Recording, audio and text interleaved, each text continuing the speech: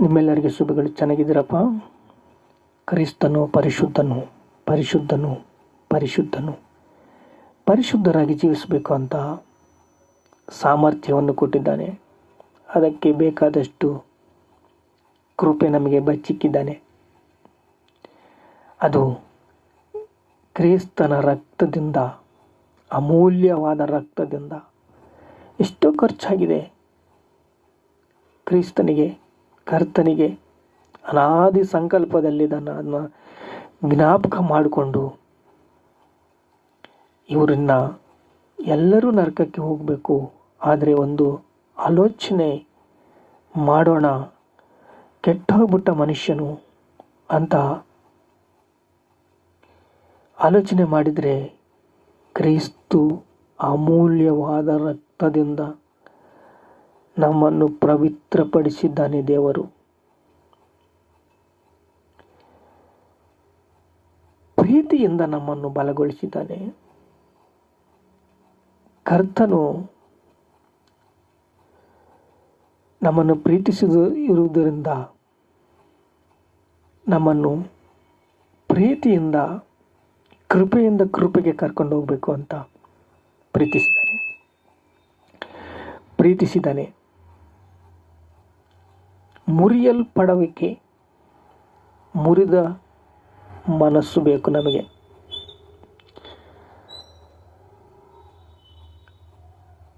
ಮಿಕಾಯೇಲನು ಯುದ್ಧ ಮಾಡ್ತಾ ಇದ್ದಾನೆ. ಪರಲೋಕದಲ್ಲಿ ಯುದ್ಧ. ಅಲ್ಲಿ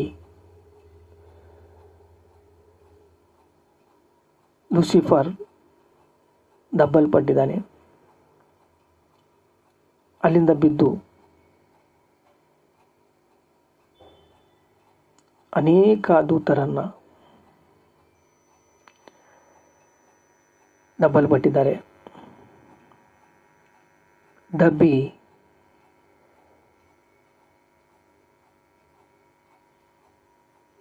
ಈಗ ಎಲ್ಲ ಆದಾಮನಿಂದ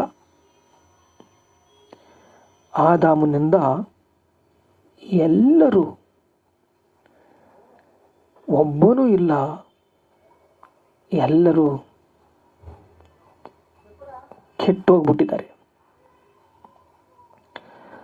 ಆದರೆ ಎಲ್ಲರೂ ಕೆಟ್ಟೋಗ್ಬಿಟ್ಟಿದ್ದಾರೆ. ನೀತಿವಂತನು ಒಬ್ಬನೂ ಇಲ್ಲ, ಎಲ್ಲರೂ ಕೆಟ್ಟೋಗ್ಬಿಟ್ಟಿದ್ದಾರೆ. ಕೆಟ್ಟು ಹೋಗಿ ಅವರು ಎಷ್ಟು ವಲಸು ಹೋಗ್ಬಿಟ್ಟಿದ್ದಾರೆ ಅಂದರೆ, ಕ್ರಿಸ್ತನು ರಕ್ತ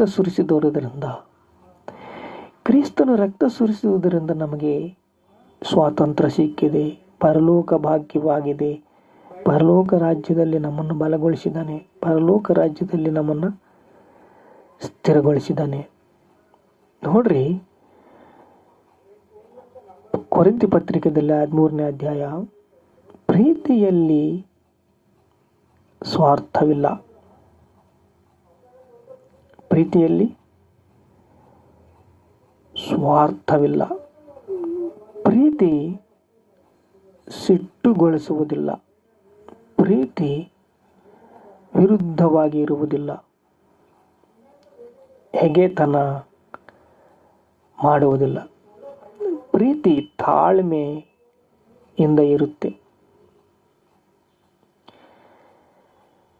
ಏಸೇಪ ನೋಡ್ರಿ, ತನ್ನ ಅಣ್ಣಂದಿರಿಂದ ಗುಂಡಿಯಲ್ಲಿ ನೂಕಲ್ಪಟ್ಟಿದ್ದಾನೆ. ಎಷ್ಟು ಶ್ರಮೆ.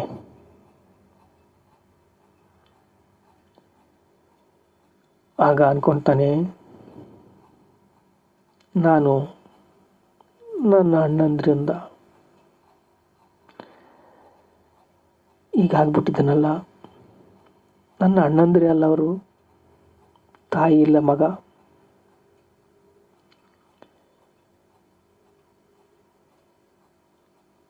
ಏಸೇಪನು ಗುರಿಯಿಂದ ಇದ್ದವನು. ಗುರಿಯನ್ನು, ದರ್ಶನವನ್ನು ಕಂಡವನು. ಸೂರ್ಯ ಚಂದ್ರರು ನನಗೆ ನಮಸ್ಕಾರ ಮಾಡಿದ್ದಾರೆ, ದೇವರು ನಮ್ಮಿಂದ ಬಲಗೊಳಿಸಿದ್ದಾನೆ, ಸ್ಥಿರಗೊಳಿಸಿದ್ದಾನೆ ಅಂತಂದು ಯೋಸೇಫನು ಗಟ್ಟಿಯಾಗಿ ಇಟ್ಕೊಂಡಿದ್ದಾನೆ. ಈಗ 37ನೇ ಕೀರ್ತನೆ 1ನೇ ವಚನ, ಕೆಟ್ಟ ನಡತೆಯುಳ್ಳವರನ್ನು ನೋಡಿ ಉರಿಗೊಳ್ಳಬೇಡ, ದುರಾಚಾರಗಳಿಗೋಸ್ಕರ ಹೊಟ್ಟೆ ಕಿಚ್ಚು ಪಡಬೇಡ.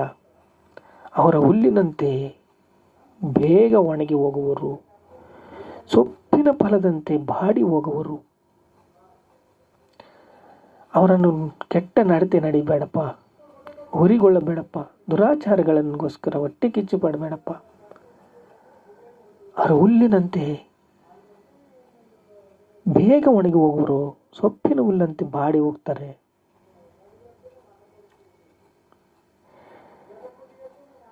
ಯೆಹೋವ ಮಹಿಮೆ, ವಿಮೋಚನ ಕಾಂಡ 40ನೇ ಅಧ್ಯಾಯ 34ರ ವಚನದಲ್ಲಿ ಯೆಹೋವ ಮಹಿಮೆ ತೇಜಸ್ಸು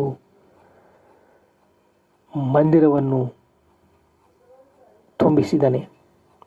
ಅಂದರೆ ತೇಜಸ್ಸು, ದೇವರ ತೇಜಸ್ಸು, ಮಹಿಮೆ, ಕೃಪೆ, ಕನಿಕರನಿಂದ ನೀವು ತುಂಬಿಕೊಂಡಿದೀಯ. ಪ್ರೀತಿ ವಿರುದ್ಧವಾಗಿ ಇರುವುದಿಲ್ಲ. ದೇವರ ಪ್ರೀತಿ ನಿಮ್ಮನ್ನು ಕೃಪೆಯಿಂದ ತುಂಬಿಸುತ್ತೆ.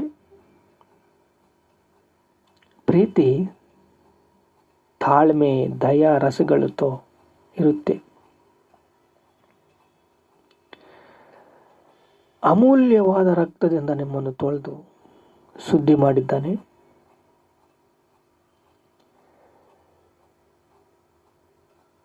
ಬೆಲೆ ಕೊಡಬೇಕು, ಗೌರವ ಕೊಡಬೇಕು, ಪ್ರಾರ್ಥಿಸಬೇಕು, ಆಶೀರ್ವಾದಗಳು ಪಡೆಯಬೇಕು.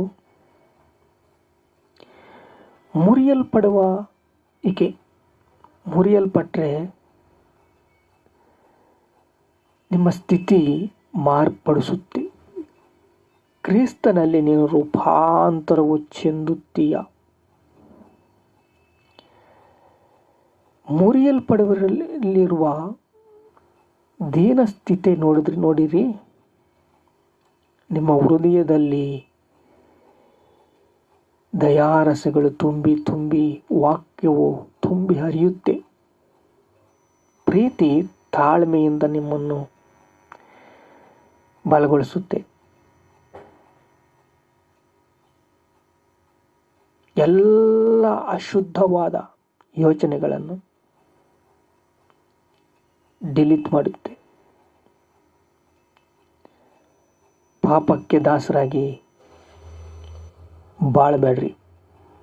ಪಾಪಕ್ಕೆ ದಾಸರಾದರೆ ನಿಮಗೆ ಮರಣವೇ. ದುರಾಚಾರಿಗಳಿಗೋಸ್ಕರ ಹೊಟ್ಟೆ ಕಿಚ್ಚು ಪಡಬೇಡ. ಒಳ್ಳೆಯವನಾಗಿ ಜೀವಿಸು. ಕೆಟ್ಟ ನಡತೆಯನ್ನು ನಡಿಬೇಡ, ಒಳ್ಳೆಯವನಾಗಿ ಜೀವಿಸು.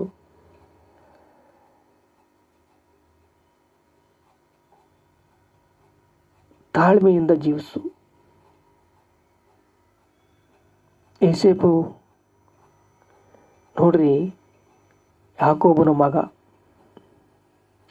ಯಾಕೋಬನು ಕಷ್ಟಪಟ್ಟಿದ್ದಾನೆ. ಎಷ್ಟು ದಿನ ಸಂಬಳ ಮಾಡಿ 7 ವರ್ಷ ಸಂಬಳ ಮಾಡಿದ್ದಾನೆ.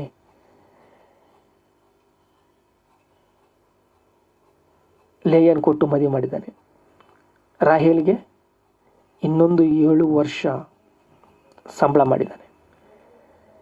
ಈಗ ಮಕ್ಕಳೆಲ್ಲ ರಾಹೇಲಿಗೆ ಮಗ ಹುಟ್ಟಿದ, ಅವಳು ಸತ್ಲು. ತಾಯಿಯ ಆಪ್ಯಾಯತೆ ಇಲ್ಲ. ಯೋಸೇಫನಿಗೆ ದರ್ಶನವಿದೆ. ದರ್ಶನವಿದ್ದವರು ಆಶೀರ್ವಾದ ಹೊಂದ್ಕೊಳ್ತೀರಾ. ದರ್ಶನವಿದ್ದವರು ಬಲಗೊಳ್ತೀರಾ. ದರ್ಶನವಿದ್ದವರು ಕ್ರಿಸ್ತನ ಅಮೂಲ್ಯವಾದ ರಕ್ತದಿಂದ ತೊಳೆದು ಪವಿತ್ರಪಡಿಸಿ ಪರಲೋಕಕ್ಕೆ ಹೋಗ್ತೀರಾ. ಅನೇಕ ಜನರನ್ನು ನಡೆಸ್ತೀರಾ. ಮುರಿಯಲ್ಪಡುವಿಕೆಯಲ್ಲಿ ಇರುವ ಆಶೀರ್ವಾದ ನಾಯಕನಾಗಿ ಮಾಡುತ್ತೆ. ನಾಯಕನ ಜೀವಿತ ಸ್ಥಿರವಾಗಿರುತ್ತೆ. ಪ್ರಾರ್ಥನೆ ಮಾಡ್ಕೊಳ್ಳೋ ತಂದೆ, ನಿಮಗೆ ಸ್ತೋತ್ರ ಸ್ತೋತ್ರ ಸ್ತೋತ್ರ. ಕರ್ತನೆ, ನಿಮಗೆ ಸ್ತೋತ್ರ.